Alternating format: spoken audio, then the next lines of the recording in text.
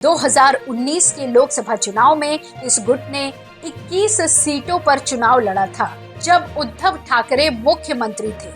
हालांकि पिछले चुनाव में उनकी पार्टी की स्थिति कमजोर हुई है। उद्धव गुट ने अपने सहयोगियों को ये समझाने में कामयाबी पाई थी कि वे ही असली शिवसेना है, लेकिन चुनाव में हार ने उनकी स्थिति को और कमजोर कर दिया। एनसीपी के शरद पवार ने इस पूरी स्थिति में अपने दल को महत्वपूर्ण लाभ पहुंचाया है। पिछले लोकसभा चुनाव में एनसीपी ने केवल 10 सीटों पर चुनाव लड़कर 8 सीटें जीत ली थी। ये प्रदर्शन उनकी ताकत को बढ़ाता है और अब वे कांग्रेस और शिवसेना उद्धव गुट के बराबर आ गए हैं।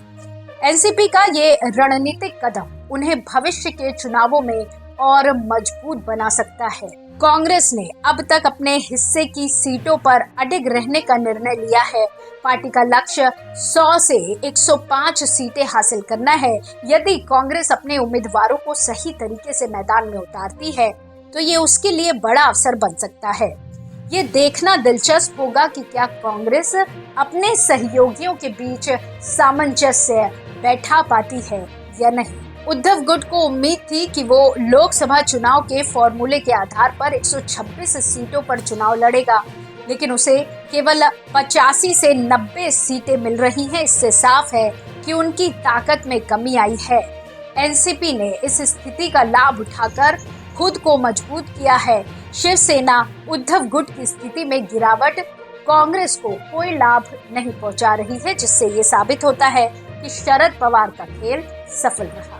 आने वाले चुनावों में इन दलों के बीच की खींचतान और अधिक बढ़ सकती है।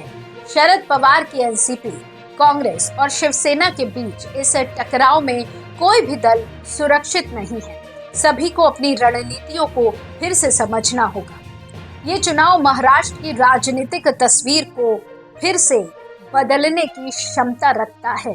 गौरतलब है कि महाराष्ट्र की राजनीति में अब स्थिति और भी दिलचस्प हो गई है। शरद पवार की चतुराई ने कांग्रेस और उद्धव ठाकरे के लिए मुश्किलें बढ़ा दी।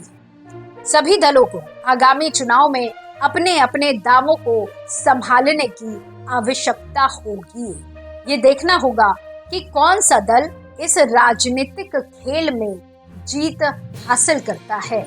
इसी तरह की और राजनीतिक खबरों के लिए आप जुड़े रहिए एयर न्यूज के साथ। धन्यवाद।